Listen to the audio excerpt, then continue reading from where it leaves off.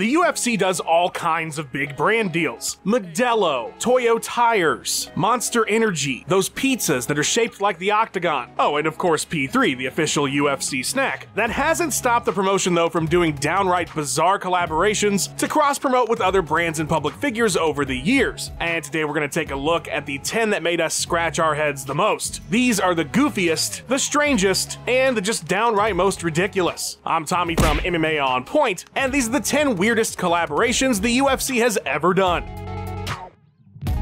Number 10, The Rock. Alright, so you've got The Rock, the most electrifying man in sports entertainment history, the biggest movie star in the world, $10 billion at the box office, one of the most famous people on the planet. He's actually put together an exploratory committee to consider running for US president, and he wants to work with you, the UFC. Now, what type of collaboration might you think to do? I'm sure your very first answer was shoes.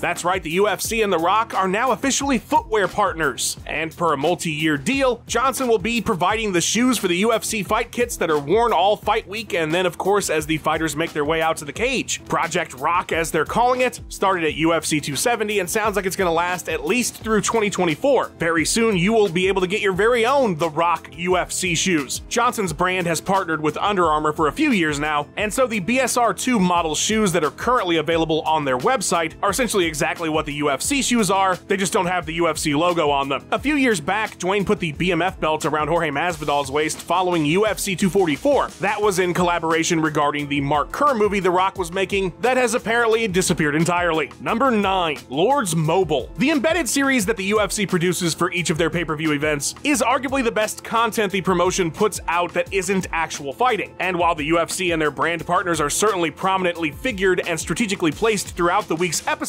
in the lead up to UFC 265, the promotion did a really bizarre embedded brand deal. You see what I did there? In episode 4, Mike Chiesa, who was in the feature bout against Vicente Luque, can be seen chilling in his room, something we often get in an embedded episode, and he's passing the time by playing a game on his phone, this strategy game called Lords Mobile. Chiesa then proceeds to basically do a full-on ad read in the guise of him just explaining this game he's playing. He didn't start it with, "Oh hey guys, this episode of Embedded is brought to you by Raid Shadow Legends," or some shit either. He's just like, "Yeah, I've been playing this to pass the time on fight week, and it's really fun." I've been playing Lords Mobile a lot this fight week, and it's got this really cool mode called Tower Defense, which is really cool. You gotta kind of like pick what guys you're gonna send out on the field and pick towers and things like that. It's the entire segment too. We don't get anything else from this hotel room visit. Just a minute-long ad basically right in the middle of the episode. The comments section was not kind. I guess the UFC have officially become YouTubers though. Hope Mike at least got a couple bucks for having to do that shoot a couple days before a fight. Number 8, Snoop Dogg. You know who the world just couldn't get enough of in 2017? Snoop Dogg, apparently. And by the world, I largely mean the UFC. The legendary rapper turned celebrity caricature commercial spokesperson has always been a big favorite of Dana White, and that year he thought it would be fantastic to have the Dogfather as part of the team in some way. Their idea, the Snoopcast, which would serve as an alternate commentary option on Fight Pass for the newly started Dana White's Tuesday Night Contender series. If you didn't want to hear expert professionals who diligently researched the fighters that week in order to provide you with the best possible understanding of the bout, you could switch over to Snoop Dogg's alternate commentary and hear him high as fuck, making fun of knocked out fighters and generally just being a big old goof. Rock-a-bye, baby. His head almost twisted on that. Snoop was accompanied by Uriah Faber, and their booth would have to be moved away from cage side so the marijuana smoke wouldn't reach the combatants. After a few weeks, fighters like Ali Aquinta and Matt Brown began speaking out against the commentary as they found it disrespectful towards the athletes. Get back in that room and go to bed. Get to bed! The partnership would only last for that first season, but not before it got Snoop a gig on EA UFC 3, where he commentates the knockout mode. Calvin's gone on to commentate for Triller and a few other sports. Apparently, people just love it. Not me. Number 7, the Nelk Boys. I have to admit, as a man in his mid-30s, I had to look up the Nelk Boys. I didn't know what the fuck a Nelk Boy was, and I'm still not entirely sure, but they're some kind of YouTube pranksters and jokesters who have a massive following in the Dude Bro sect. Probably around 18 to 21 if I had to guess. this. Anyway, Dana White absolutely loves these guys, or at the very least, loves working with a brand that largely appeals to an audience the UFC is hoping to continue will grow in the future. And as of late, they've been collabing on all kinds of stuff. Dana bought one of their NFTs apparently, because of course they have NFTs. The UFC and Full Send, their brand, have done all kinds of cross-promoting. One of them did a shoey with Tai Tuivasa after a win. They bought Dana a $300,000 minivan because you get it, he's more than double their age. Anyway, these dude bros now have their own UFC fighter. Last month in a special episode of Dana White's Looking for a Fight, the Nelkers and Big D attended FAC 12 in order to find the first ever Full Send fighter. What that means is the fighter will be sponsored by the YouTubers, and I'm sure have special branding on his fight gear. As of this writing, who was chosen has not been announced. Number 6. Eminem. I have no idea whose idea this was, but apparently it worked because a whole bunch of people bought it. 3 days before UFC 257, Brennan Schaub tweeted out what appeared to be a very brief clip of Eminem talking shit to Dana White on SportsCenter. The best part about your opinion is that it doesn't matter.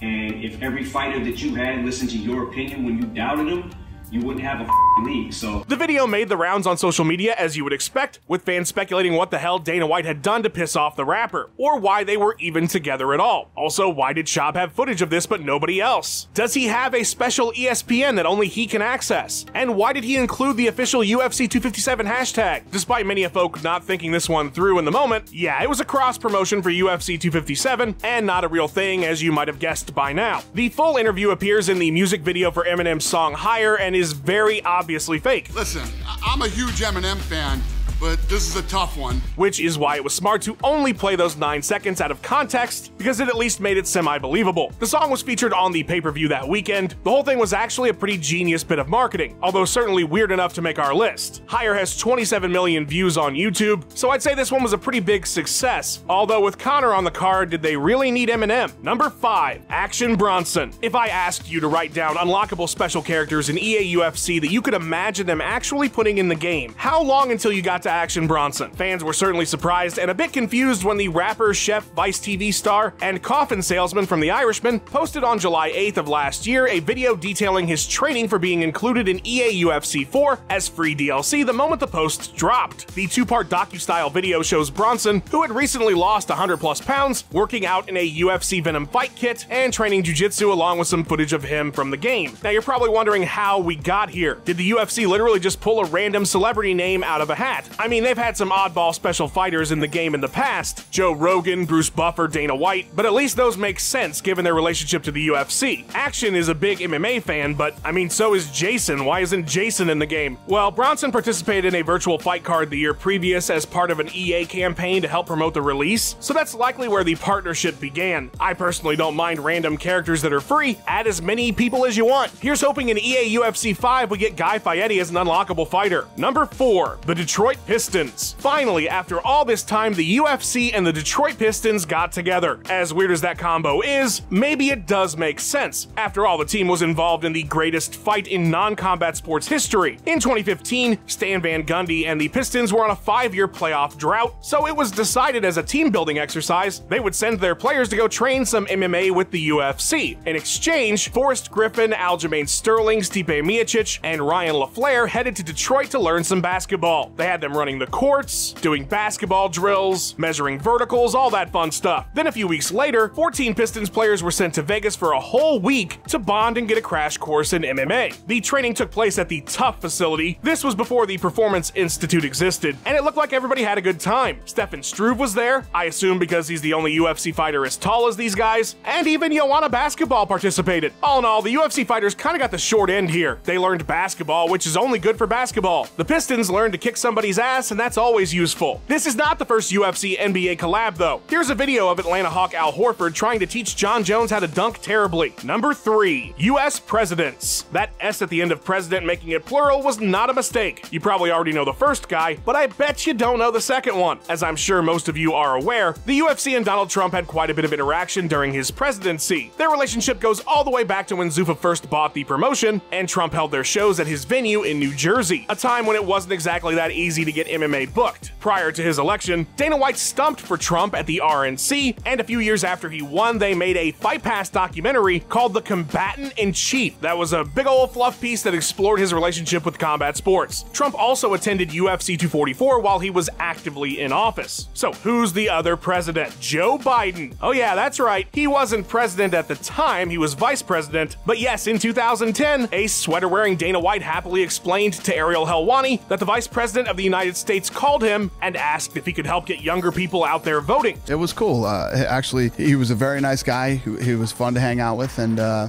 had a good time. I was honored. Specifically for Nevada's Harry Reid. You know, and the fact that, you know, the vice president of the United States called on me to come out and try to get young people to vote. I'm honored, man. As White put it, when the vice president of the country calls you, you go. Dana took Chuck Liddell with him, and the two appeared at a political rally for the senator. Number 2, Mike Judge and John Kricfalusi. Have you ever wanted to see Hank Hill from King of the Hill and George Licker from Ren and Stimpy arguing about who would win a fight between Jon Jones and Daniel Cormier in the style of the Ren and Stimpy show? No, you didn't just have a stroke. This was an actual promotional video for UFC 200. Mike Judge and John Kricfalusi teamed up to lend their voices, and in the case of John, animation, in order to promote what was to be UFC 200's main event. If they only knew. In the animated short, Hank is convinced the DC will win because of junk food, while George thinks there's no way he can beat Jon Jones. Hilariously, he mentions that JBJ's been packing on the muscle recently. Haha, if you only knew how prophetic that observation would be, George Licker. The animation also features Ren and Stimpy style versions of Jones and Cormier, with DC shown chowing down on some cake while sitting on a stool in the cage and leaning on a pig while being punched in the stomach by an anthropomorphic chicken. Now I think I just had a stroke. The bit ends with a UFC 200 promo. This has been pulled from the UFC's YouTube channel, but lives buried on their Facebook page. Considering the fight's cancellation and what we've learned about Kricfalusi in years since, I'm guessing the UFC is glad this one's hard to find now. Number 1, Bright. This is the weirdest shit ever. In the lead up to UFC 207, the promotion partnered with Netflix to advertise their new original film Bright that had come out a week earlier. It's an action buddy cop type movie where fantasy creatures exist in a modern setting, and I don't have time to get into it, but orcs are considered a lower class in this universe. So what the UFC did is create a 4-minute short film about the first ever orc fighter to get into the UFC. It starts with a recreation of the famous paparazzi video where Dana was asked about women fighting in the octagon. Then from there we meet Blue Carnage. They treat this like they do any fighter promo package you might see in the lead up to a pay-per-view. Matt Serra finds this orc and decides he wants to train him. Serra is able to convince Dana to give him a fight, and so he's got a bout scheduled with Travis Brown, quite the debut opponent. They interview Brown about it and he talks some shit. You know, the guy has no experience, they're gonna get a knockout. They show the intros, and then Travis KOs Blue Carnage in like 2 seconds. Then this thing goes off the fucking rails. Matt Serra is comforting Blue Carnage back at the gym and reveals that he himself is also an orc. He's been hiding it his entire life. This is canon now. Matt Serra is an orc. Big ol' shout out to my dude Luke Taylor for editing this video together. You can find him and his awesome digital art on Twitter at @cooltome_. A big thank you to Ben Rosette, who provided that sweet tune you heard in the intro. Check out his music by clicking the link in the description, and go give him a follow on his Instagram and Twitter page @Ben Rosette. Thanks for watching. Please give us a like and subscribe. We've got 3 new videos or more for you every single week. Let us know what you thought of the video in the comments below. Follow On Point MMA on Twitter, and have yourself a wonderful day.